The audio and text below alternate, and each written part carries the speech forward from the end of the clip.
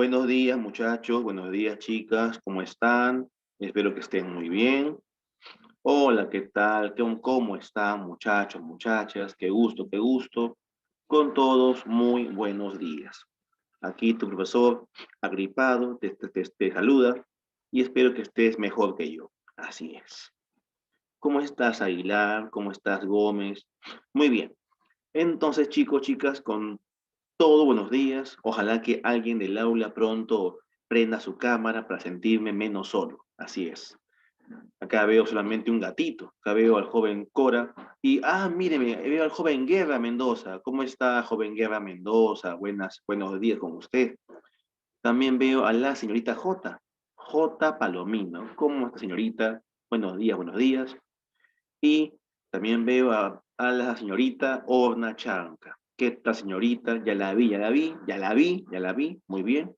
Qué bien, qué bien. Aquí tenerla en clase.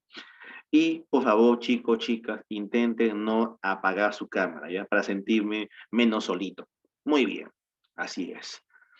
Y ahora sí, ¿qué tema vamos a ver hoy? Pero antes de eso, ¿en qué tema nos quedamos, jóvenes? ¿Alguien recuerda en qué tema nos quedamos? ¿Cuál fue el último tema? Aquí me comenta su amigo profesor, nos quedamos en indigenismo. Ya, muy bien, muy bien. Bueno, es un tema muy extenso y muy bonito el tema de indigenismo. Debo suponer que hablamos de Ciro Alegría, que hablamos de Albújar, que hablamos de repente de José María Arguedas, ¿verdad, chicos? Sí, ¿no? Muy bien, hablamos de todo eso, ¿ya? Excelente, excelente. Pero la verdad, muchachos, la verdad es que nos faltó tiempo, ¿no? Porque era un tema muy amplio, no había bastante de qué hablar y nos faltó tiempo. Sí, qué pena realmente. Es un tema tan bonito, tan extenso. Pero bueno, es momento de pasar también ahora a otro tema, ¿ya? Y por eso voy a compartir contigo pantalla, ¿ya? A ver, muchachos, te comparto la pantalla y vamos a ver el tema de hoy. El tema de hoy, ¿cuál es? Mira, aquí está. El tema de hoy es generación de 50. ¿Ya? Es el tema que hoy día vamos a ver. A pesar de que en tu libro dice otra cosa, ¿no? En tu libro dice, a ver, en el PDF que te han enviado, lo más probable es que diga urbanismo, ¿ya? Profesor, que es igual, son sinónimos, casi, casi. Sucede que el urbanismo es una parte de la generación del 50, ¿ya? Sucede que por el concepto generación de 50 hay, es un concepto muy grande, ¿ya? Es un concepto muy grande. En cambio, la palabra urbanismo es tal vez más específico, ¿sí? Ahorita vamos a hablar de eso, ¿ya? De qué diferencia hay entre uno y otro. Pero el tema en sí se llama generación del 50. Ya es el tema en sí. Eh, bueno, a ver, chicos. Entonces vamos a hablar de esto, ¿ya? Vamos a hablar de generación del 50.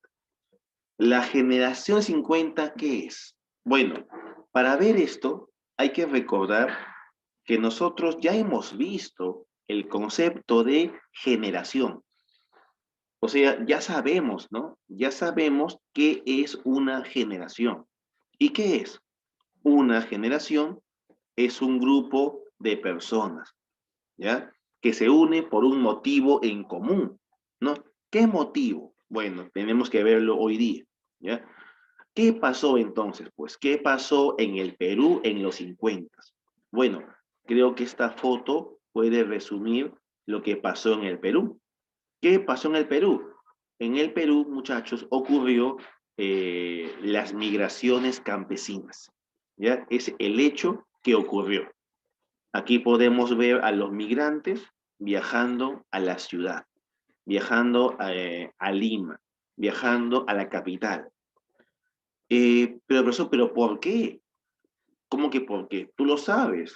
La semana pasada hablamos de esto, ¿no? La semana pasada vimos esto. Hablamos de cómo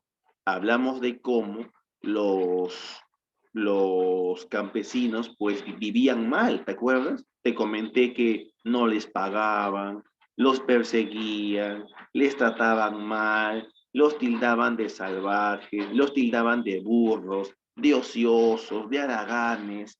Realmente había un maltrato al campesino, ¿ya? Y ojo, esto parecía que no iba a terminar, ¿no? Pobre campesino, lo maltrataban, lo menospreciaban. ¿Qué hizo finalmente el campesino? Fácil, pues.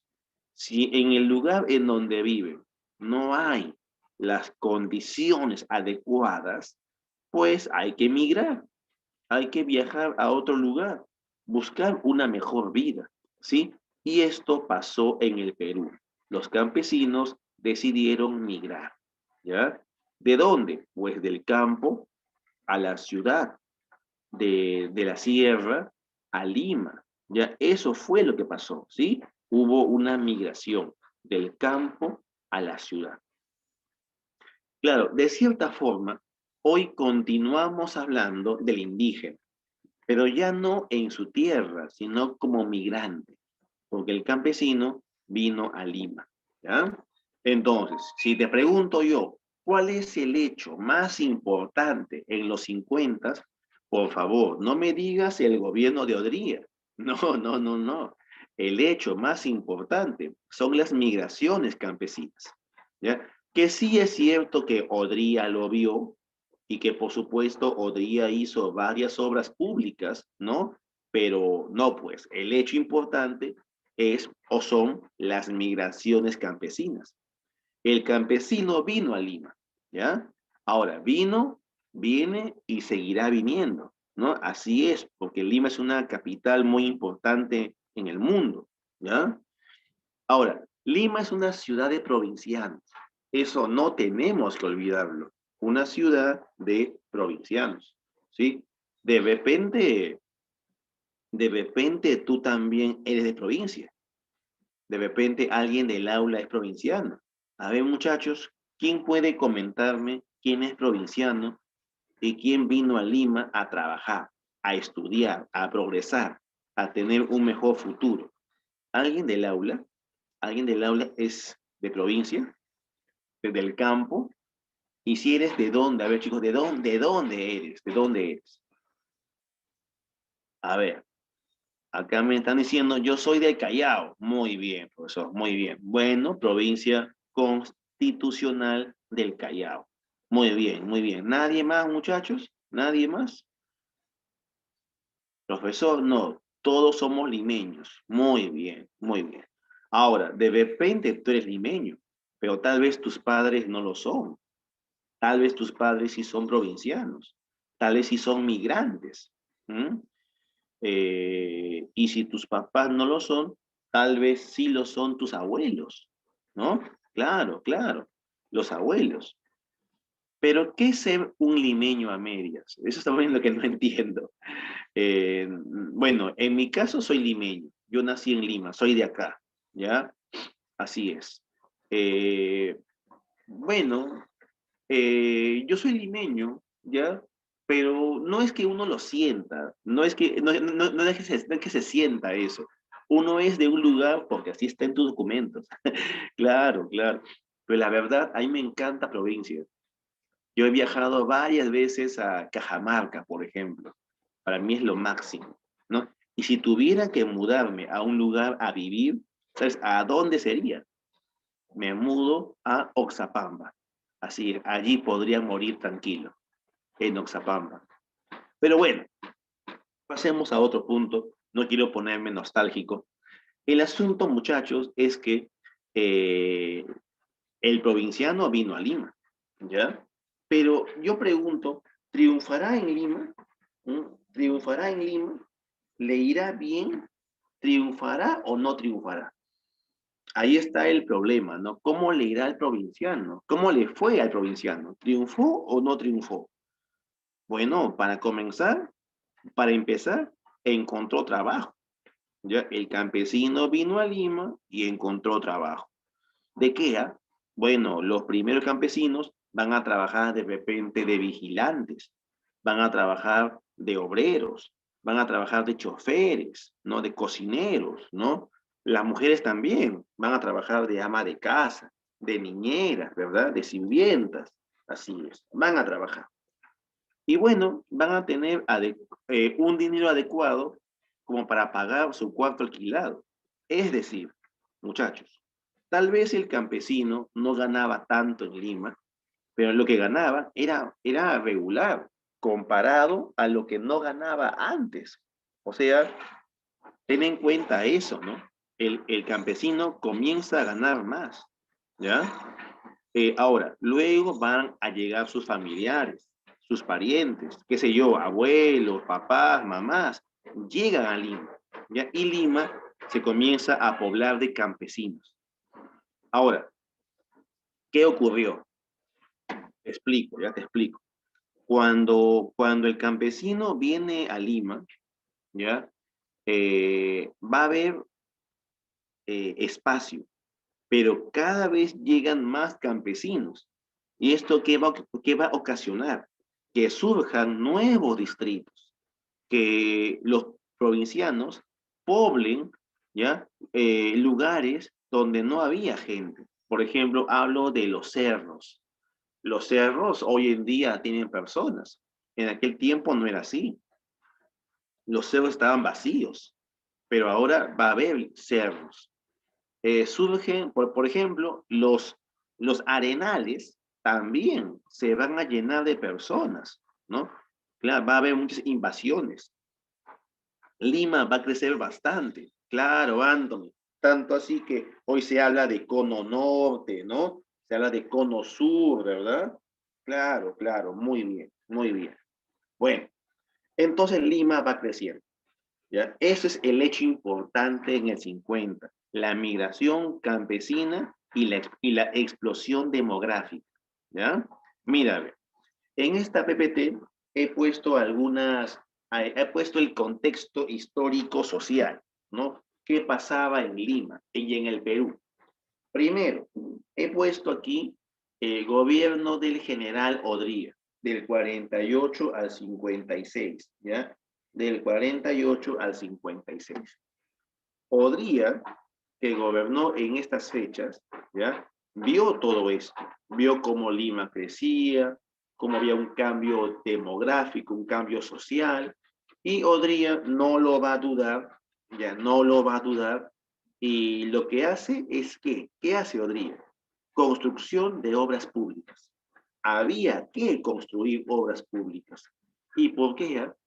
Porque muchachos, realmente faltaba. O sea, el campesino viene a Lima buscando servicios, que acá tampoco hay.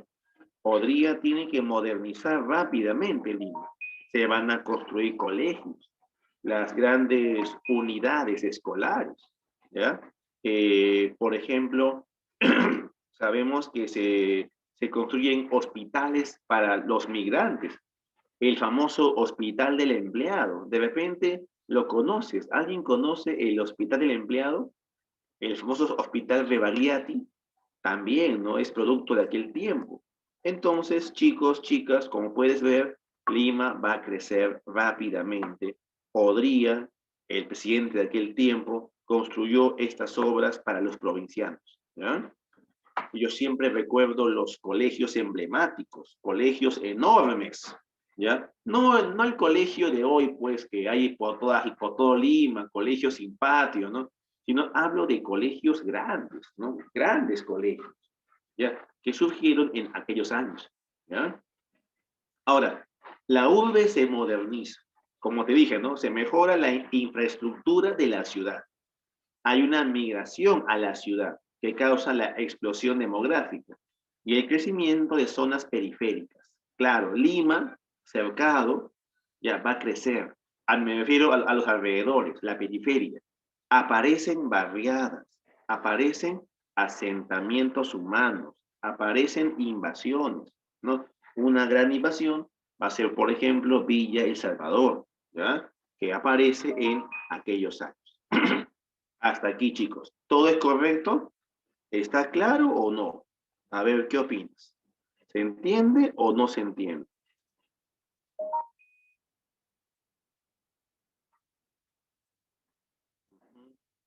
Profesor, todo está bien. Todo está bien. Muy bien, chicos. Continuemos, ¿ya? Continuemos. A ver, pasemos a otro punto, ¿ya? Pasemos a otro punto. Ahora, ahora vamos a hablar de las características de la generación del 50, ¿ya? Características de la generación del 50. A ver, dice, trata el tema de la ciudad moderna, claro, ¿no? Se va a hablar de Lima, de la ciudad moderna, pero a partir de la migración, ¿ya? A partir de la migración. eh, el hecho más importante fue la migración. O sea, no se va a hablar solamente de Lima la moderna, no, sino de cómo Lima la moderna se altera por la migración. Ahora, el tema más importante, el tema del cual se va a hablar más, es sin duda la ciudad, ¿ya? El tema es la urbe. El tema es la urbe. Se enfatiza el tema urbano y se privilegia la visión de las barriadas, ¿ya? Se enfatiza el tema urbano, urbe, la ciudad, y en especial se va a hablar de las barriadas.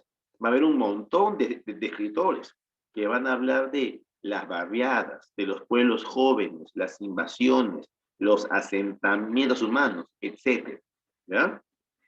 Ahora, los autores proponen una imagen eminentemente crítica sobre la ciudad. Es decir, los autores del tema de hoy van a criticar la ciudad, ya no de forma, no elogiándola, sino más bien criticándola. Se habla, por ejemplo, del monstruo de 1 millón de cabezas, ¿no? El monstruo de 1 millón de cabezas, ¿sí? Congrace, por ejemplo. Congrace habla así de Lima. Es que Lima en sí, muchachos, no era bonita. Lima va a crecer, sí, pero va a crecer sin orden. Y este desorden hace que la gente la vea como un monstruo, ¿no? Monstruo de 1 millón de cabezas. Ahora, ¿por qué Congress le llama así? Le llama Congress así porque en aquel tiempo pues no había tanta población como hoy. Pero ojo, que ya tenga 1 millón de cabezas ya es bastante. Hoy en día hay más de 8 millones. Así es, ¿ya? Así es. Bueno, Ribeiro, por ejemplo, le llama la gigantesca mandíbula, ¿ya? Le llama la gigantesca mandíbula. ¿Qué más? Describen las peripecias de las clases medias, situadas en una especie de modernización, ¿ya? Así es. El tema de hoy no solo va a tratar de la clase baja, también va a tratar de la clase media, ¿ya? De la modernización. Y por último, hay tres temáticas. Hay tres temáticas. La temática neoindigenista, la temática neorealista y el relato fantástico, ¿ya? Aquí tenemos los tres temas. Profesor, no entiendo, ¿cómo que hay tres temáticas? Los narradores, ¿ya? Esto se aplica a narradores, ¿ya? Los narradores pueden ser de tres tipos. Primero, algunos eran neoindigenistas. ¿Qué es eso?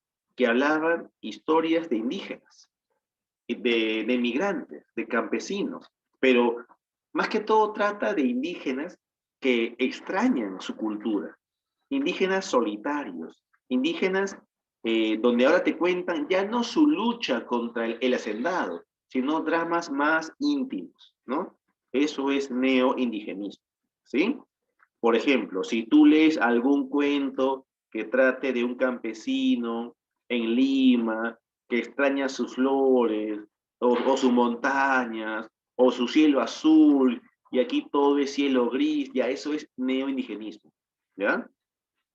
Ahora, ¿cómo es neorealismo?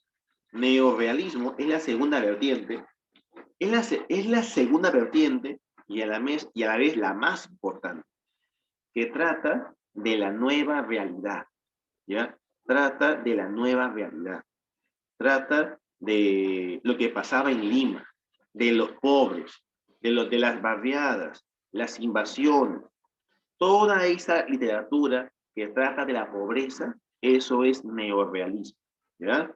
Neorrealismo. Es la vertiente más importante. Y había una tercera vertiente, ¿ya? Que era la vertiente fantástica.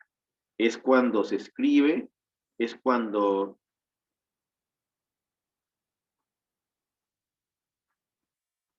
Ujú. A ver,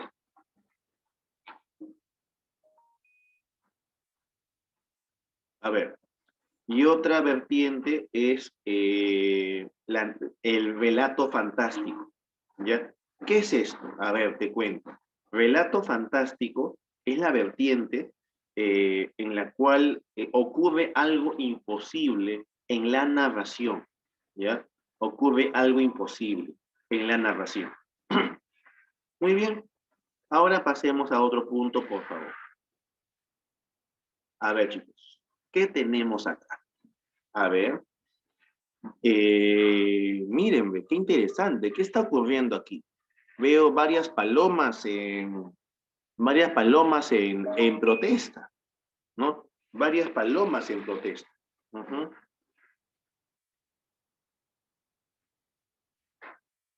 Aquí vemos a las palomas.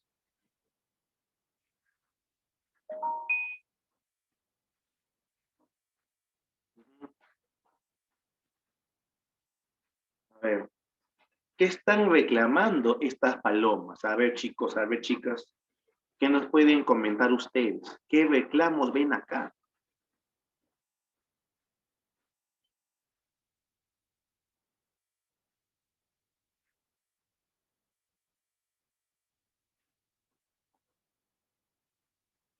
Uy, uy, nadie me comenta nada. Ningún chico. A ver, muchachos, es que está en inglés, pero no está tan complicado, ¿ah? A ver, acá están diciendo no a los migrantes. Muy bien, Cabanillas. Muy bien, Encarnación. Muy bien, muy bien. No, los migrantes no son bienvenidos. Claro, aquí hay un tipo de racismo, ¿no? Un tipo de racismo. Y estas palomas están votando al pajarito que llegó de África.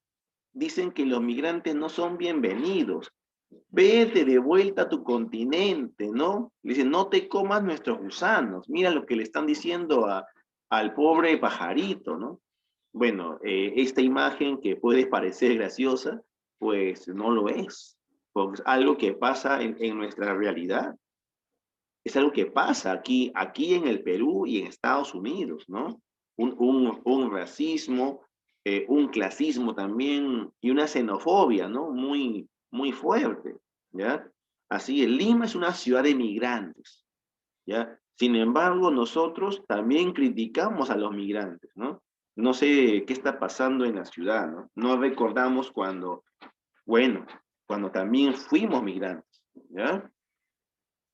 Pasemos a otro punto. ¿Quiénes son los representantes del 50? Mira, si te piden autores del 50, la verdad, muchachos, hay bastantes. Por ejemplo, eh,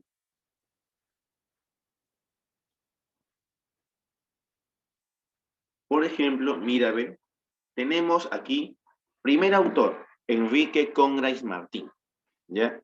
Enrique Conrais Martín es, eh, es un autor de 50, ¿ya? Conrais Martín es un autor muy importante. ¿Por qué? Fue el primero, se plantea esto, fue el primero en abordar el tema de las barriadas, ¿ya? Conrad Martín fue el primero en abordar el tema de las barriadas, ¿ya? ¿Con qué libro? Con el libro Lima Hora Cero, ¿ya? Con el libro Lima Hora Cero. Lima Hora Cero es un conjunto de cuentos, ¿sí? Es un conjunto de cuentos. Ahora, en este libro ya hay un cuento muy conocido, que es El niño de junto al cielo, que yo te recomiendo buscar, te recomiendo investigar. Es un cuento muy bonito, ya, muy bonito. El niño de junto al cielo es un cuento bonito y a la vez triste, ¿ya? Es un cuento bonito y a la vez triste. ¿Y de qué trata? ¿Ya? Trata de un niño provinciano que vive en Tarma. ¿ya? Él vive en Tarma. ¿Y qué ocurre? Ocurre lo siguiente, ¿no? Ocurre que le han dicho que se van a mudar a Lima, ¿ya? Y a este niño le han hablado de Lima maravillas, pues, que Lima es bonita, que tiene grandes jardines, que es hermosa, pero su tío, que está en Lima, le ha dicho algo más. Le ha dicho que Lima se ha vuelto un monstruo con 1 millón de cabezas. Y este niño lo va a entender de forma literal, que Lima es un monstruo, ¿no? Que él piensa eso, que Lima es un monstruo, pero no le teme, más bien se emociona del hecho que Lima sea un monstruo, ¿ya? Y en este cuento te narran cómo este niño llamado Esteban viaja a Lima. ¿Y por qué se llama el cuento El niño de junto al cielo? Porque el niño vive en el Agustino, ¿ya? En el cerro del Agustino, pero él no se acuerda el nombre, así que por eso le pone un nombre propio, ¿no? A su barrio le llama Junto al Cielo. ¿Y dónde queda Junto al Cielo? Queda junto al cielo, o sea, en la punta del cerro. El niño vive en la punta del cerro. Y te cuentan, ¿no? Cómo este niño vive allí en la punta del cerro y cómo este niño viaja, ¿no? Bueno, mejor dicho, cómo baja para explorar Lima. Y te cuentan cómo camina por la parada, por el mercado mayorista, cómo conoce a otros niños, ¿no? Y bueno, eh, y cómo finalmente conoce a otros niños, a niños, a niños de Lima. Pero hay un problema, pues que no es igual un niño, no es igual ser un niño de Lima que un niño pues de provincia, pues hay un problema ahí, ¿no? ¿Qué, qué diferencia hay? Ay, salud, gracias. La diferencia que hay es que este niño de provincia es muy tierno, es muy tímido y es muy confiado. Y los niños limeños son como algo, no sé cómo decírtelo, ¿no? Algo avispados, algo, qué sé yo, ¿no? Que, bueno, no voy a entrar en más detalles, pero sí voy a decirte que en este cuento, pues los niños, eh, bueno, este niño, ¿no? Esteban, va a sufrir mucho, va a sufrir mucho debido a que un niño limeño le estafa, un niño que él pensaba que era su amigo, ¿ya? Él pensaba que era su amigo, pero no, pues no era así, ¿verdad? No era así. Ahora, otro autor importante es Sebastián Salazar Bondi, el autor de Lima la Horrible, ¿ya? Salazar Bondi, el autor de Lima la Horrible, es otro autor, ¿ya? Otro autor muy importante. Salazar Bondi fue ensayista, también fue poeta, también fue dramaturgo, ¿ya? Y escribió este ensayo, ¿ya? Miren cómo los libros tratan de Lima, ¿no? Otro autor es Oswaldo Reynoso, ¿ya? El primer autor que habló sobre colleras, sobre pandillaje, sobre jóvenes delincuentes. Su libro se llama Lima en Rock, ¿ya? Lima en Rock. Pero él le puso otro nombre, le puso Los Inocentes, ¿ya? Es el nombre de este libro, que te recomiendo mucho. Es historia de pandilleros en Lima en los años 50. Y a estos tres autores primeros son autores neorrealistas. Mira, y este cuarto autor es un autor neoindigenista. ¿Quién es? Es Carlos Eduardo Zabaleta, ¿ya? Carlos Eduardo Zabaleta. Este autor es conocido por haber introducido las nuevas técnicas literarias, ¿ya? Este autor introdujo las nuevas técnicas literarias. Es autor de La Boca del Lobo. Y otro autor importante que no he puesto es a Heliodoro Vargas Vicuña, el autor de Ñahui. El autor de Ñabu, ¿ya? Así es, el autor de Ñabu. Muy bien, muchachos, entonces ahí tenemos a los autores de hoy, ¿ya?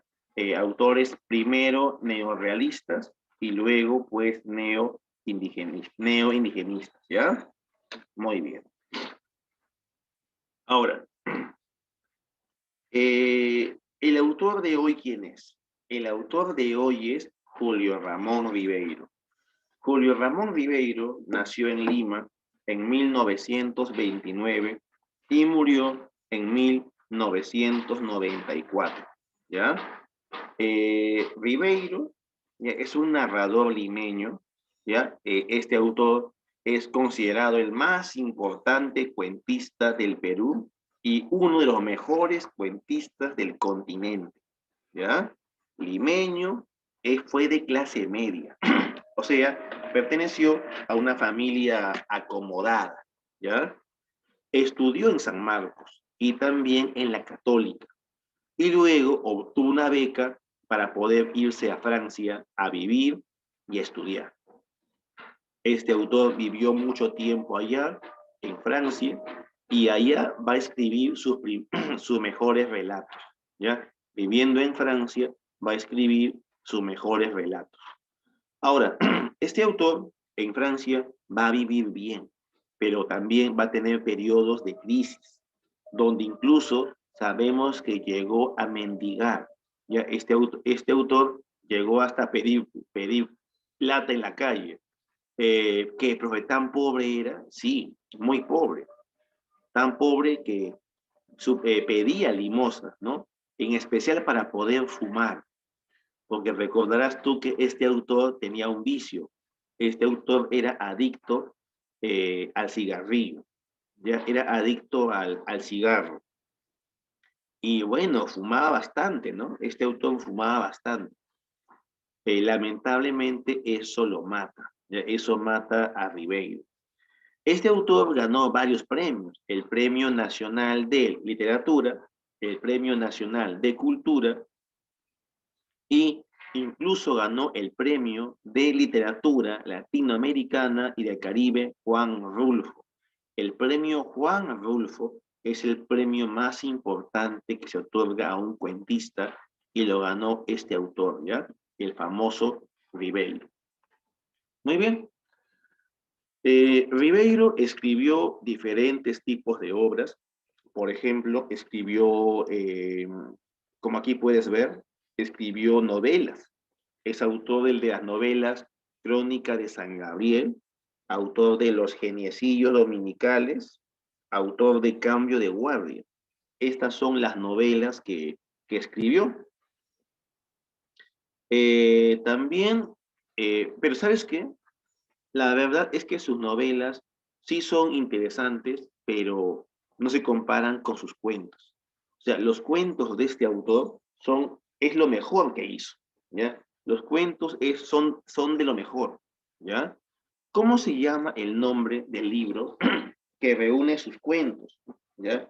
Sus cuentos se han reunido bajo el nombre de La Palabra del Mudo, ¿ya?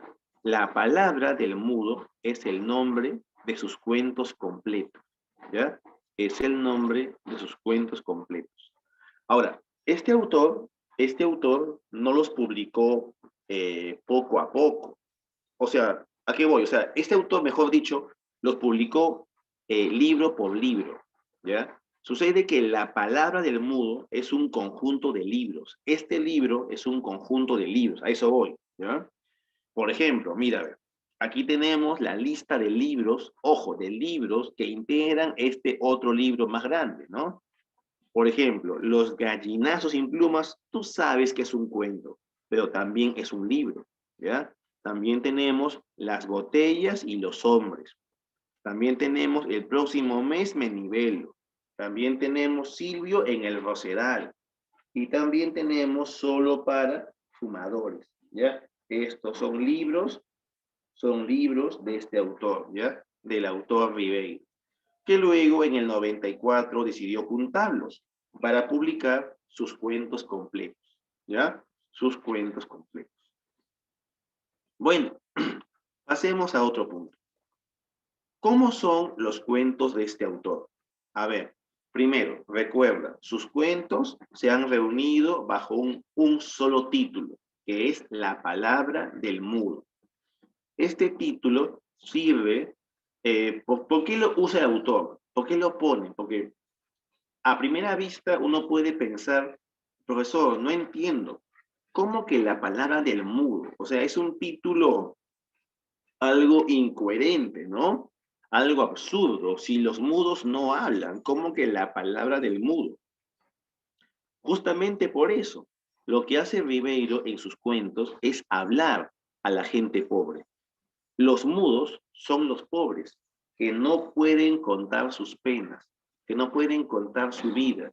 Esa gente que sufre en silencio. Ribeiro, con sus cuentos, les devuelve esa, eh, ese derecho, el derecho a expresarse, a contar su desgracia. ¿Ya? Así es.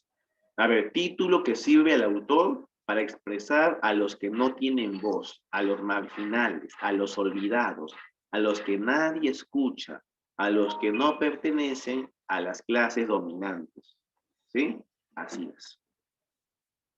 Entonces, muchachos, no es que Ribeiro solamente escriba de gente pobre, es que Ribeiro denuncia la pobreza, denuncia cómo la gente sufre, ¿no? Cómo los pobres, los marginales sufren, ¿ya? Ahora, luego tenemos aquí recurre al relato lineal, sin complicaciones técnicas. ¿Qué es esto? A ver, hablemos de esto.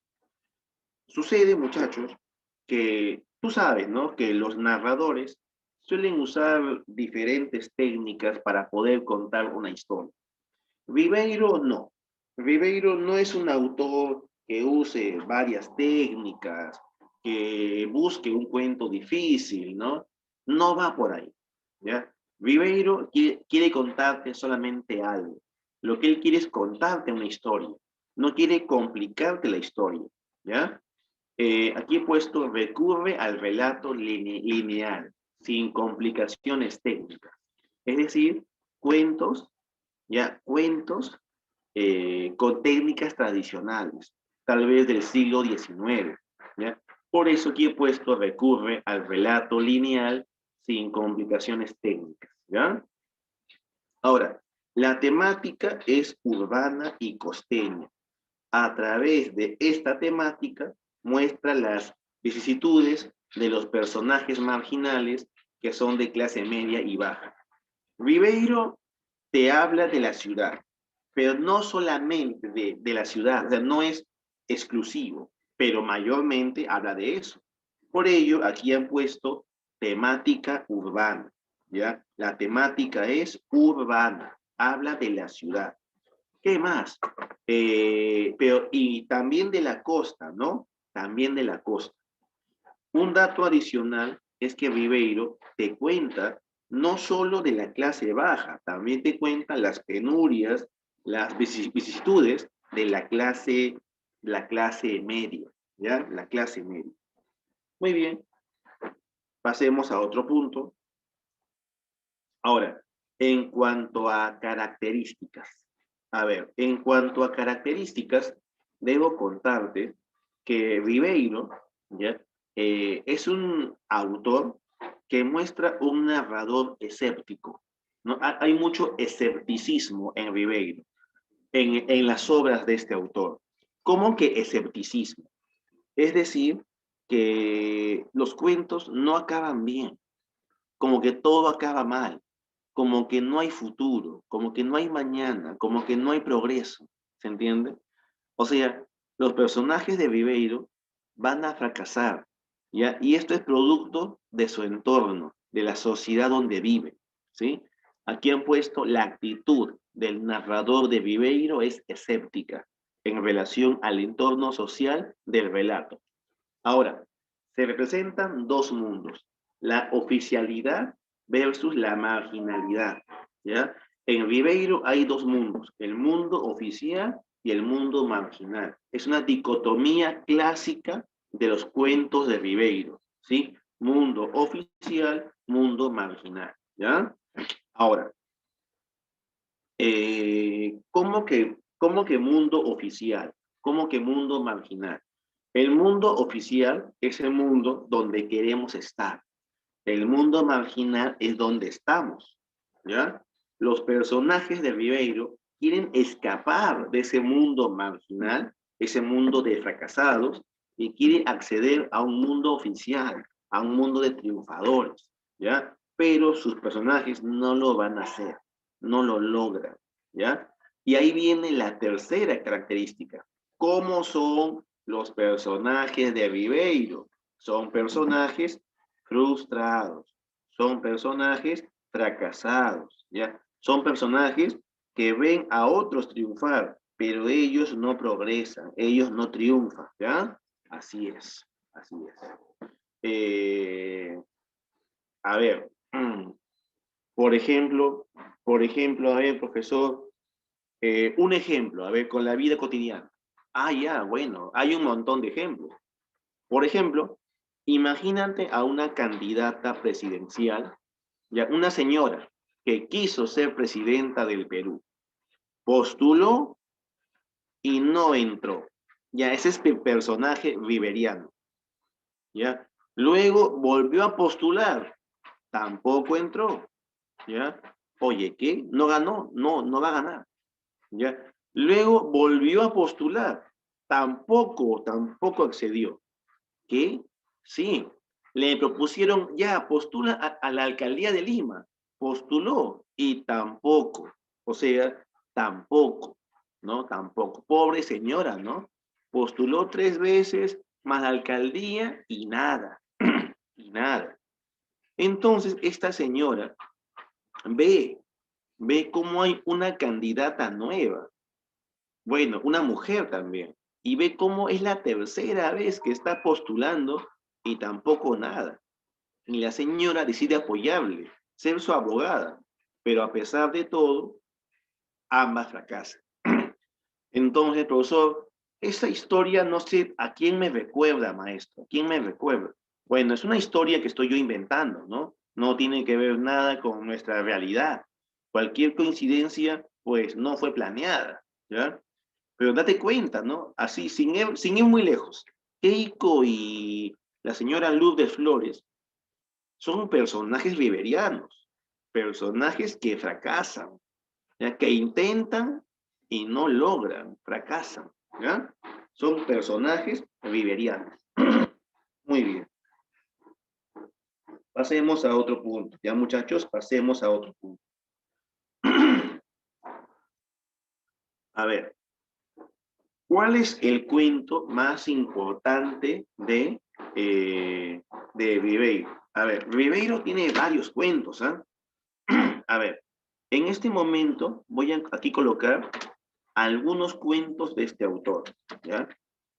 Si te piden cuentos de este autor, obviamente el más conocido es Los gallinazos sin plumas. Pero este autor ha creado varios cuentos. Por ejemplo, es autor de Al pie del acantilado, ¿ya? Famoso libro. Otro libro de este autor es Los merengues.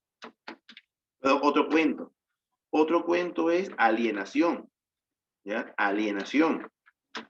Otro cuento es Solo para fumadores, ¿ya?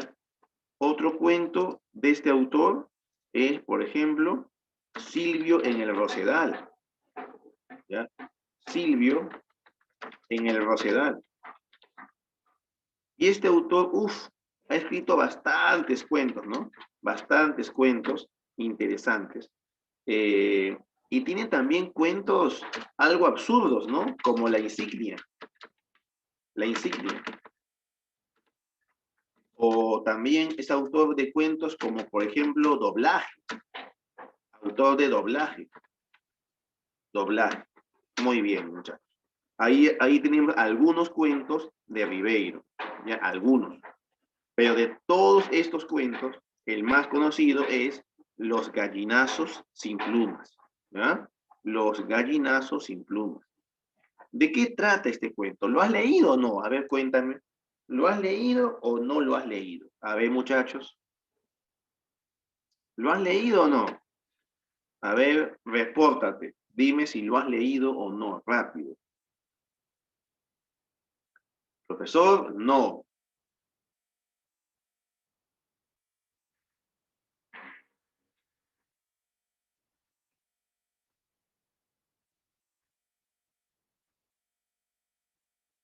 ¿Mm?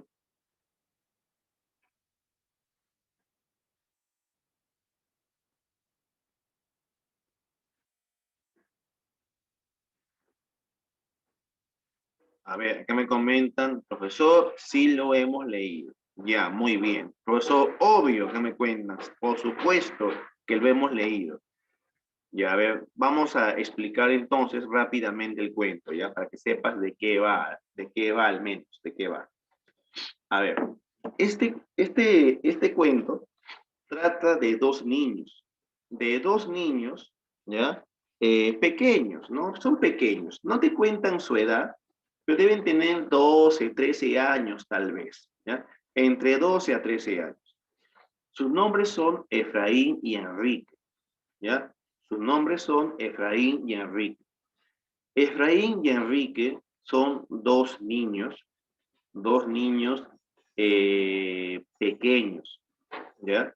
Se levantan muy temprano, se levantan muy temprano, eh, se levantan muy temprano para trabajar. ¿Y en qué trabajan ellos? Ellos se van por la calle, ¿ya? Ellos se van por la calle y, y se van con cubetas vacías, ¿ya? Se van con cubetas vacías y eh, se van a buscar basura en la calle. ¿Ya? Su trabajo es ese. Su trabajo es buscar basura. ¿Ya? Se van por las calles, caminan, encuentran otras cubetas más grandes de las casas y las voltean. ¿Ya? Y buscan basura. ¿Pero qué tipo de basura? Bueno, la verdad buscan basura comestible. Buscan algo que pueda comerse. ¿Ya? Ojo, no es para ellos. No es que ellos no tengan que comer. Ellos felizmente sí tienen que comer, ¿ya? Pero ellos tienen que alimentar a algo. ¿A quién? Tienen que alimentar a un cerdo, ¿ya? Este cuento es la historia de un grupo de niños que tienen que alimentar a un chancho. Este chancho se llama Pascual, ¿ya? ¿Y por qué tienen que alimentarlo? Bueno, es que estos niños lo quieren vender este chancho a un carnicero. Y para venderlo, primero hay que engordarlo, pues, ¿ya? Entonces, te narran cómo estos niños van a buscar en la calle basura, basura comestible, para poder alimentar al chancho. Los niños se levantan muy temprano, ¿no? Tal vez a las 5 a.m. y se van por las calles buscando basura. Recorren la calle, recorren las pistas, buscan las cubetas de las casas, las voltean y todo lo que es comestible lo llevan. Ahora, tienen que darse prisa. ¿Por qué?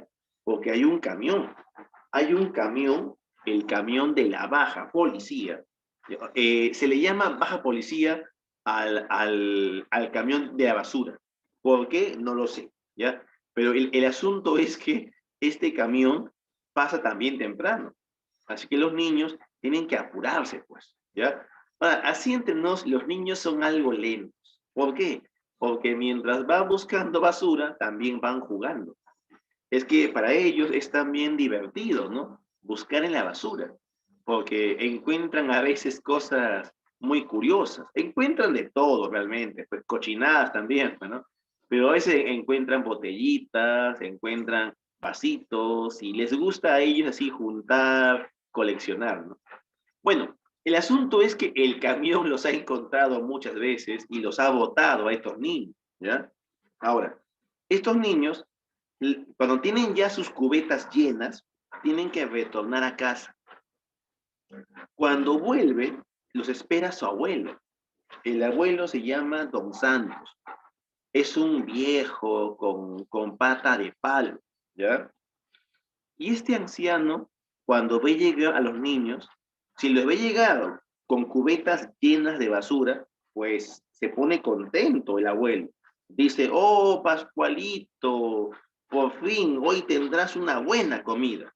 Pero cuando ve llegar las cubetas vacías o a medio llenar, pues se molesta, pues, y dice, niños, ¿qué ha pasado? Han estado jugando seguro, ¿no? Y bueno, pues no, el abuelo les grita, ¿ya? Entonces, como puedes apreciar, ¿ya? Los niños tienen que trabajar para engordar al chancho. Día tras día van por la calle haciendo esto. Un día, a la casa de, bueno, sí, es un corralón. Al corralón llega un señor de blanco, con un mandil. Tiene pinta de carnicero, ¿ya? Y este señor examina a Pascual y ¿qué dice? Dice que está bueno, pero que le falta más. Eso dice, le falta más. Ahora, los niños están contentos porque el chancho está bien, pero le falta más. El abuelo dirá, no, tienen que traer más basura, tienen que traer más comida para Pascual, hay que duplicar las raciones. La pregunta es, ¿y en dónde? ¿No? ¿Cómo? Si ya no hay tanta basura en la calle, ¿no? Entonces, ¿qué ocurre? Ocurre, ocurre que el abuelo le dice que pueden ir a otro lugar, pueden ir a un muladar. El muladar es un lugar en donde botan la basura. El abuelo les va a enseñar en dónde queda, ¿ya? Y así es, muchachos, así es como los niños van a ir al muladar, ¿ya? El muladar es un lugar horrible en donde los camiones botan la basura. Son como montañas de basura, ¿sí? Y allí los niños van a ir a buscar alimento, ¿ya? A buscar basura. Allí van a pelear contra otros gallinazos, contra cerdos, contra perros sarnosos, contra ratas, ¿no? Y los niños van a encontrar en efecto más basura. Basura que es llevada a su corralón para que el chancho coma. El chancho va a crecer más y más. Cada vez crece y crece más, ¿ya? Y bueno, se va cumpliendo todo esto, ¿no? Se va cumpliendo. Ahora, el asunto, chicos, es que eh, eh, un día los niños van a retornar a casa con alguien más. ¿Con quién? Bueno, es que encuentran un perrito chusco. Y este perrito chusco los va a seguir a la casa. Este perrito chusco se llama Pedro, ¿ya? Se llama Pedro. Bueno, le ponen Pedro en todo caso, ¿sí? Cuando llegan a la casa, el abuelo se molesta. Le dice, pero ¿por qué me han traído este perro chusco? ¿Para qué? Una boca más que alimentar. No, no está bien. Devuélvanlo, dice el abuelo, ¿no? Pero los niños le explican que no es una boca más, porque este perro encuentra su comida solo, ¿no? Así que no es un estorbo como él dice, ¿ya? Y más bien dicen que este perro ayuda porque este perro tiene buen olfato y permite encontrar comida rápidamente para Pascual. De tal forma que el abuelo no puede reclamar, pues. El abuelo más bien como que se da cuenta que no puede, que no tiene argumentos contra todo eso, ¿ya? Y finalmente el abuelo tiene que aceptar, ¿no? Tiene que aceptar que se quede, ¿ya? Y los niños van a seguir buscando su basura y todo parece muy bien, ¿ya? hasta que ocurre algo. Uno de esos días, buscando la basura, Efraín pisa un vidrio y se corta el pie, se le abre el pie así bien grande, ¿no? Y el niño lo que hace es ir a la zanja, echarse agua en la herida, pero se le va a infectar, ¿ya? Y el niño retorna a casa, ¿ya? Y retorna con fiebre. O sea, tiene una infección fuerte en el pie. Al otro día ya no puede ni pararse puede el niño. ¿Qué más ocurre? Ocurre, muchachos, ocurre que, que Enrique sigue yendo a traer comida para Pascual, ¿ya? Pero ¿qué ocurre? Bueno, ocurre, muchachos, que Enrique comienza a estornudar. Y cuando estornuda, su abuelo se da cuenta, ¿ya? Se da cuenta de que está enfermo, ¿ya? Y al otro día, en efecto, empeora. Tiene fiebre. No se puede levantar de la cama para nada, ¿ya? ¿Sí? Y entonces, pues, el abuelo les pide, ¿no? Niños, por favor, tienen que levantarse, tienen que traer basura para Pascualito.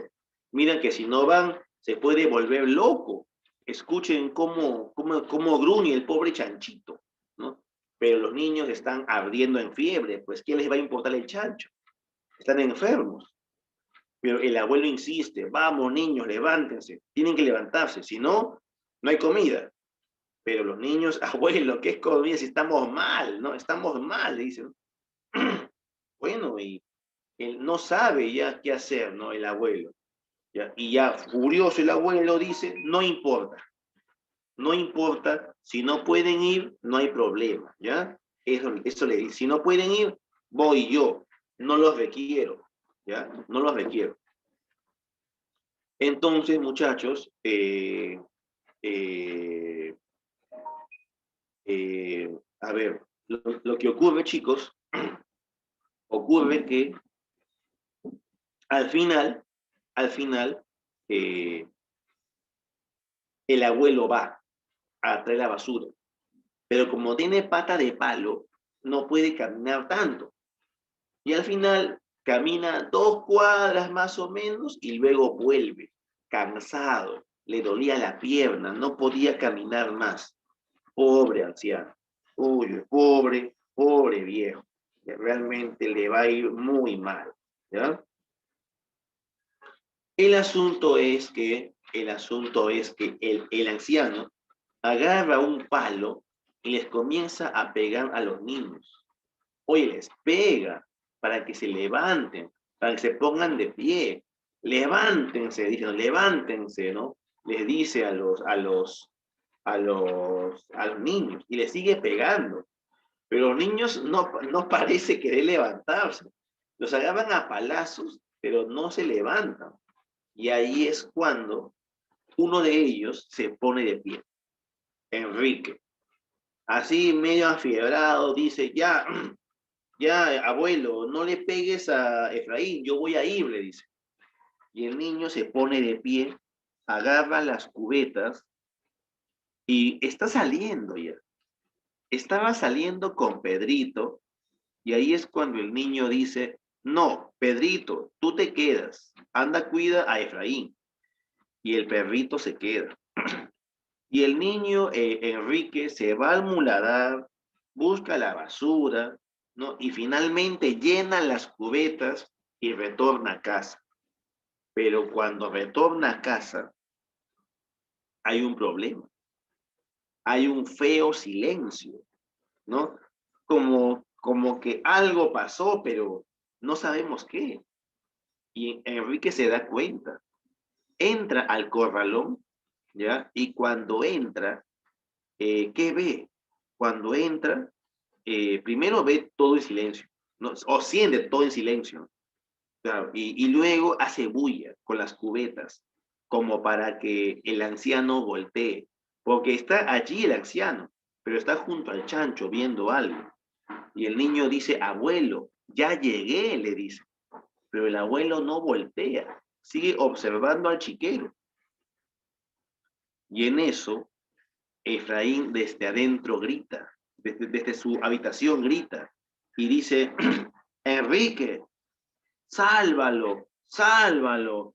Quiso morder al abuelo, dice.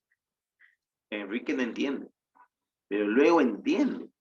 Y va corriendo al chiquero a ver qué está pasando. Y ahí es, muchachos, cuando ve la desgracia, pues. ¿Qué ve? ¿Qué está pasando? Está viendo, ¿ya? Está viendo al cerdo Pascual comerse a Pedrito. Es más, ya no hay Pedrito. El perrito, Pedrito, ya no está allá. Solamente hay un charco de sangre, con una patita, media patita allí en el charco de sangre, más la colita, ¿no? Y cuando el niño se da cuenta que el chancho se comió su mascota, el niño se pone mal, se pone a gritar, ¿no? Y le dice, abuelo, ¿por qué? ¿Por qué mataste a Pedro? ¿Qué te hizo Pedro? Y le comienza a gritar al abuelo, a reclamar. El abuelo, en lugar de consolarle, lo que hace es golpearlo al niño. Le mete un manazo y lo bota al piso. Y el niño cae de espaldas, pues. Cae de espaldas, se golpea muy duro, ya se golpea muy duro, y justo su mano queda cerca de un palo, ¿ya? Queda cerca de un palo. El niño coge el palo, se acerca al abuelo y le dice, voltea, le dice. Y cuando le dice voltea, ¿ya? El anciano pues voltea y el niño le da con el palo en la cara, tan fuerte y tan inesperado que el abuelo retrocede. Y cuando retrocede, pisa con su pata de palo en el lodo, resbala y se cae en el chiquero, ¿ya? Ahora, Enrique sale de allí, va corriendo por su hermano Efraín, lo encuentra y le dice, hermano, vámonos, le dice mientras le ayuda a incorporarse. Pero ¿a dónde? ¿A dónde nos vamos? Le pregunta a su hermano. Y el otro dice, no importa a dónde, pero vamos. Y los dos niños se ponen de pie. Mientras salen, se dan cuenta que Lima ya amaneció. Lima ya amaneció y la ciudad se muestra muy intimidante, ¿no? Lima ya no parece una Lima hermosa, por el contrario, parece una ciudad fea, una ciudad violenta, una ciudad que parece una gigantesca mandíbula que se abre para que los niños entren por allí. Cuando los niños salen del corralón, logran escuchar el rumor de una batalla. Y de eso trata este cuento, muchachos, rápidamente, ¿ya? El cuento de los gallinazos sin plumas. Uh-huh. Acá por el chat están llorando por Pedro. Profe, pobre Pedrito, no, no puede ser. ¿Por qué, profesor? ¿Por qué? Sí, sí, sí, están llorando por Pedrito. Yo también lloro hasta hoy por Pedrito. Así es. Bueno, pasemos a otra historia, ¿ya? Ahora, a ver, vamos a otro punto. ¿Cuál es el tema de este cuento? El tema es la explotación de seres indefensos para alcanzar el progreso. En este cuento, ya, el tema es ese. El tema es la explotación de seres indefensos, ¿no? Más que todo, los niños, ¿ya? ¿Cómo se explota a los niños? En este relato, los niños son explotados. ¿Para qué? Para que otro tenga riqueza. Ni siquiera es un proyecto de ellos, así lo parezca. En sí, ellos trabajan para alguien más, ¿ya? Ahora, el cuento refleja la miseria humana y social ante la explotación del abuelo, quien sacrifica la salud de sus nietos. El cerdo, chicos, chicas, el cerdo pascual simboliza algo, ¿ya? Encarna una metáfora, ¿ya? Simboliza el desarrollo socioeconómico, es decir, el progreso, ¿ya? Este cerdo pascual simboliza el progreso. Pero no solamente eso, también simboliza a la ciudad que oprime a los pobres, que oprime a los marginales. Ahora, ¿el tema del fracaso está presente o no? Y la respuesta es sí. Sí está el tema del fracaso. ¿Cómo así? Con la cancelación de las esperanzas. Estos personajes tienen una meta, una esperanza, que es progresar vendiendo el cerdo. Pero al final, el cerdo se come a Pedrito y probablemente también al abuelo, con lo cual se cancela todo tipo de esperanzas. Estos niños no pueden controlar a este pueblo. ¿Ya? Así es. Muy bien. Pasemos a otro punto. Ahora, chicos, volviendo a la PPT, a ver, mira, a ver, aquí tenemos la PPT, ¿ya? Y tenemos el concepto del 50. Tenemos el contexto sociocultural e histórico. Tenemos características. Tenemos los autores. Ojo, si te das cuenta, los autores que están acá no coinciden con los autores que yo puse en la PPT. ¿Y por qué? Alguien dirá, profesor, ¿por qué no coincide? No entiendo. Debería coincidir, ¿no? No, es que como te dije, son más de 300 autores. Y los que están acá, todos los autores que aquí están en la PPT, ellos son poetas, ¿ya? Ellos son poetas. Por eso no alcanza, ¿ya? O hay tantos autores. Yo solamente he nombrado narradores, pero mira, había también poetas. Tenemos a Sologuren, a Jorge Eduardo Eyerson, a Blanca Varela, entre otros, ¿ya? De todos ellos ya hablamos de Ribeiro, ¿sí? Hablamos de Ribeiro, hablamos de su obra neorrealista, hablamos de los gallinazos sin plumas, y bueno, aquí también tienes para ti un pequeño resumen del cuento, ¿no? Así es. Ahora, otro tema interesante es la generación de 60, ¿ya? En los 60, muchachos, aparecen varios autores más. Por ejemplo, Marco Martos. Por ejemplo, Edgardo Rivera Martínez. ¿Ya? Por ejemplo, Javier Heró. Por ejemplo, Luis Hernández, ¿no?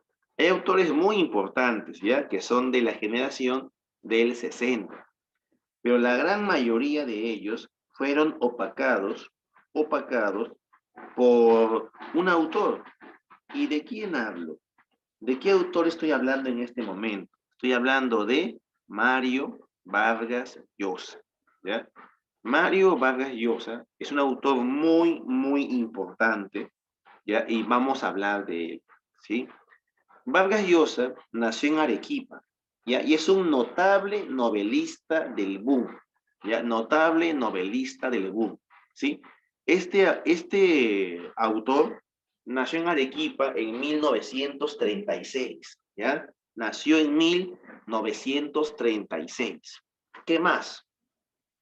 Sabemos que este autor estudió primaria en Bolivia, ¿ya? En Cochabamba, estudió allá. ¿Qué más sabemos? Que luego regresó a Lima y estudió en el colegio La Salle, que queda en Breña, ¿ya? Estudió en el colegio La Salle en Breña. ¿Qué más? Bueno, sabemos que este autor, ya sabemos que este autor eh, eh, postuló a San Marcos e ingresó, ¿ya? Postuló a San Marcos e ingresó y estudió en San Marcos, letras, ¿ya? Letras. Fue un gran estudiante en San Marcos, ya un gran estudiante. Y sabemos que este autor luego se va a casar, ¿ya? Rápidamente, ¿ya? No llegaba ni a los 20 años y ya estaba casado. Se casó con su tía Julia, ¿no? La famosa tía, ¿no? Julia Urquidi. Ahora, se casó con su tía Julia a la cual va a querer bastante. Y con esta tía se mudan a España. ¿Cómo se mudan a España? Bueno, Vargas Llosa ganó una beca, ¿ya? Ganó una beca y se fue a España a estudiar, ¿ya? Se fue y en España vivió con su tía Julia. Allá publicó una novela muy importante llamada La ciudad y los perros. Con esta novela ganó un concurso internacional, el concurso Biblioteca Breve. Con ese triunfo, no solamente él gana dinero, sino que también inicia el llamado boom literario, ¿ya? El llamado boom. Ahora, Vargas Llosa ganó ese premio y luego pues se mudó a Francia, también con su tía Julia. Lamentablemente, este matrimonio poco a poco se va a resquebrajar, ¿ya? Y al final, Vargas Llosa se va a separar de ella y se va a casar con su prima, ¿ya? Con su prima llamada Patricia Llosa, con la cual va a tener pues 3 hijos, ¿no? Ahora, Vargas Llosa va a seguir ganando premios. Por ejemplo, gana el premio Rómulo Gallegos, ¿ya? Gana el premio Rómulo Gallegos, gana el premio Cervantes, gana el premio varios premios. Y finalmente, en el 2010, ganó el premio Nobel de Literatura. Es el autor peruano que más premios ha obtenido, ¿ya? El autor peruano que más premios ha obtenido. Aquí tenemos una pequeña lista de sus obras. Por ejemplo, tenemos La ciudad y los perros, publicado en el 63, que ganó el premio Biblioteca Breve y el premio de la Crítica de España. Luego publicó la Casa Verde, que recibió el premio Rómulo Gallegos, ¿ya? Famoso premio que se daba antes en Venezuela. Luego, no olvides que publicó Los Cachorros, una novelita pequeña, ¿no? Que trata de un niño llamado Cuellar y de cómo le ocurre una desgracia.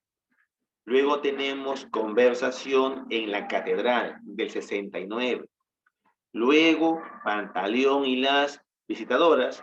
Y así, muchachos, un montón de novelas. Mira, ve, aquí tenemos algunas de ellas, ¿ya? Ahora, te digo algo más.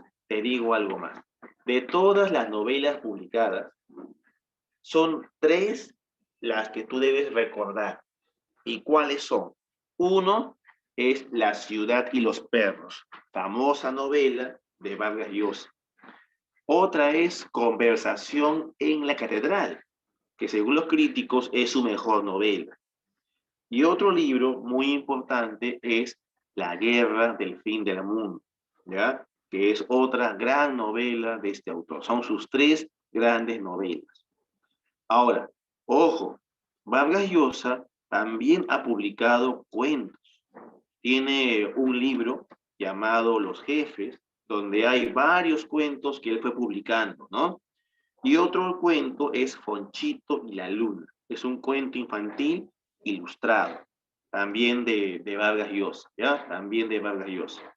Ahora, Vargas Llosa aborda múltiples temas, ¿ya? No te habla solamente de un tema, no. Sus cuentos o novelas tratan de diferentes temas que pueden incluir la adolescencia, el erotismo, los conflictos sociales, la política, la religión y el arte. Ahora, a ver, algo más, presenta una constante preocupación política y social. En gran parte de su producción hay un cuestionamiento de los regímenes totalitarios. Es decir, Vargas Llosa en sus libros critica las dictaduras y critica los fanatismos religiosos, ¿ya? Ojo, estamos hablando de los libros de Vargas Llosa. Y lo digo porque nunca falta quien me diga, profesor, pero ¿cómo es posible que cuestione las dictaduras cuando él apoya a la hija de un dictador? No, a ver, no confundas lo que se ve en su obra con lo que él dice en su vida privada, ¿ya? No es igual, ¿ya? En tercer punto, a nivel formal, incorpora y recrea magistralmente las innovaciones técnicas que provienen de la narrativa contemporánea. ¿Ya? Entonces, jóvenes, mírenme, aquí tenemos a un Vargas Llosa que usa diferentes técnicas vanguardistas.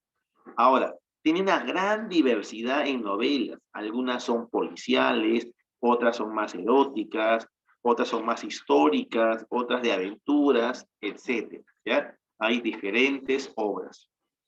Ahora, en este momento vamos a pasar a algunas preguntas, ¿ya? Que vamos a resolver en este momento, ¿sí? A ver, muchachos. Pregunta 1. Pregunta 1. Práctica dirigida, ¿ya? A ver. Dime tu clave, por favor. A ver, chicos, dime tu clave. Marque la alternativa que completa adecuadamente el siguiente enunciado sobre la generación de 50. En sus relatos, los narradores de esta generación registran personajes y problemas que en esos momentos se están produciendo como consecuencia de la... A ver, ¿qué marcarías tú acá? Consecuencia de la... Nosotros de la migración, ya, muy bien, de la migración y de la marginación que experimenta el Perú. Muy bien, muchachos. En la 1 la clave es la B. Pregunta 2. Señale si es verdadero o falso de los siguientes términos subrayados sobre las características de la generación de 50. A ver, la narrativa de la generación del 50 aborda la temática urbana. Eso es cierto. Hablan de la ciudad, temática urbana, a partir de la migración, pero excluye la visión de las barriadas. No, eso es falso. No se excluye las barriadas. Más bien se habla de las barriadas. En sus relatos describe las peripecias de las clases medias, aunque prefiere los aconteceres y situaciones de la clase alta. ¿Ya? Entonces, miren muchachos, esto es falso, ¿no? ¿Qué es falso? Que prefiera la clase alta. Sí habla de la clase media, pero no prefiere la clase alta, más bien se excluye eso, porque no es tan importante hablar de la clase alta. Por otro lado, el neorrealismo es uno de sus líneas temáticas. Sí es cierto. Una línea temática fue el neorrealismo, la otra fue el neoindigenismo y la otra fue la literatura fantástica. ¿Ya? Así es. Muy bien. En la pregunta 2, la respuesta es verdadero o falso, verdadero o falso. ¿Ya? Verdadero o falso. A ver, verdadero o falso, verdadero o falso. La D, ¿no? La D. A ver, pregunta 3. Marque la alternativa que complete la manera adecuada el siguiente enunciado. La narrativa riveriana evidencia una ¿qué? ¿Qué evidencia la narrativa riveriana? A ver, ¿qué marcaste en la 3? Profesor, es la A. A ver, evidencia una actitud escéptica como consecuencia del análisis del entorno social. Muy bien. En la 3, la clave es la A. Muy bien. Pregunta 4. Señale verdadero o falso según corresponda de los siguientes enunciados respecto al relato Los gallinazos sin plumas. ¿Ya? A ver. Efraín y Enrique son huérfanos. Sí. Comparados con gallinazos, pues sí, eso es verdadero. Pascual representa la pobreza y la miseria humana. Pascual es la pobreza y la miseria humana. No, él es el progreso o la ciudad. La pobreza no. Eso es falso. ¿Ya? 3. El abuelo cuida a sus nietos para vivir de ellos, ni los cuida. Eso es falso. El cerdo es una metáfora de Lima, como unas bestias de 1.000.000 de cabezas. A ver. Bueno, metáfora de Lima, sí, pero como una bestia, ahí sí como que no va. La bestia de 1 millón de cabezas se ve en Congress. Esto es falso, también es falso. ¿Ya? Y el cuento trata de lo solidario. Eso es también falso. Trata de la explotación. 4, clave la B. Muy bien, muchachos, muy bien. Ujú. Sigamos, sigamos. 4, la B. 5. Con respecto a la siguiente lista sobre características de la obra de Vargas Llosa, marque la alternativa que contiene los enunciados correctos. ¿Ya? A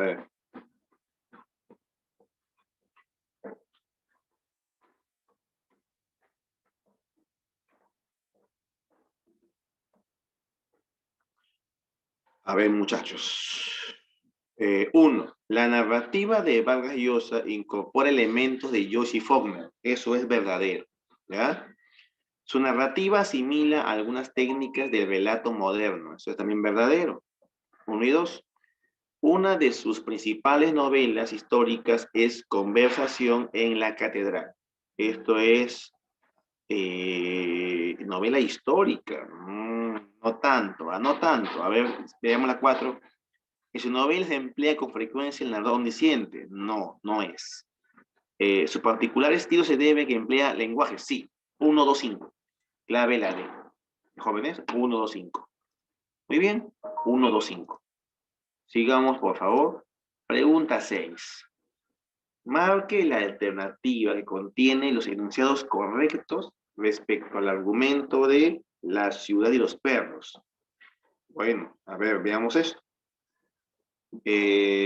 Dice, el esclavo muere durante una pelea. Falso. No, el esclavo no. A él lo matan de un balazo. Alberto Fernández, el poeta, es el líder del círculo. El poeta. No, este es falso, es también falso. El teniente Gamboa representa a la autoridad respetable, es verdadero, la 3. El cadete esclavo delata al ladrón del examen de química, eso es cierto. El cadete esclavo, claro, 3 y 4. Y la 5 debe ser falsa, ¿no? El aparente crimen es encubierto por Alberto Fernández, no, él más bien denuncia al culpable, ¿ya? Pregunta 7. Sí, este se aturdió y no supo cómo explicar que vivía en el cerro y que estaba en viaje de exploración a través de la bestia de 1 millón de cabezas. De El Agustino, sí, de ahí exclamó sonriendo. Ese era el nombre y ahora lo recordaba. Desde hacía meses, cuando se enteró de la decisión de su tío de venir a radicarse a Lima, venía averiguando cosas de la ciudad. Fue así como supo que Lima era muy grande, demasiado grande. Los días corrieron y después de muchas semanas llegó la carta que ordenaba partir. Lima, el cerro del Agustino Esteban, pero él no lo llamaba así. Ese lugar tenía otro nombre.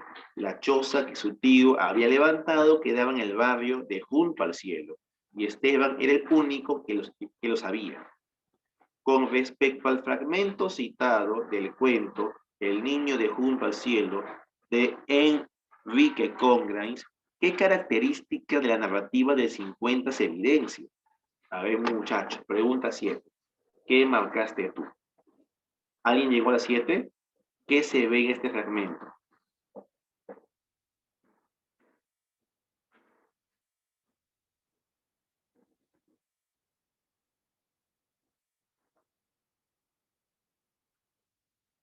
Es creo la DEA. Retrata el espacio urbano y el dilema de un personaje migrante, pues, ¿no? Claro, 7 la de bien, Guerra, Alayo, Cusihuamán, Talía, Paucar, muy bien, ya muy bien. Pregunta 8. En relación a la verdad o falsedad de los siguientes enunciados sobre el contexto y las características de 50, marque la secuencia correcta. A ver, pregunta 8. El migrante provinciano asume el protagonismo dentro de la narrativa urbana. ¿Qué opinan? ¿Mm? Esto es verdadero, ¿no? La explosión demográfica da origen a las barriadas y asentamientos humanos. A ver, yo creo que sí. Sí es cierto esto. Ujú. Verdadero, verdadero, ¿no? Así es. Se expone una mirada idealizada y crítica de la urbe limeña. No, idealizada no es. Lima no es idealizada, es criticada más bien. Esto es falso. Describen en las peripecias de las clases medias situadas en una especie de modernización.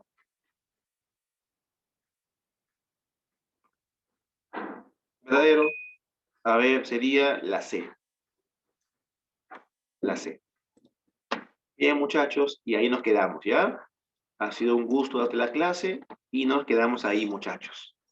Cuídense mucho, por favor, y nos vemos en la siguiente clase, ¿ya? Gracias, profesor.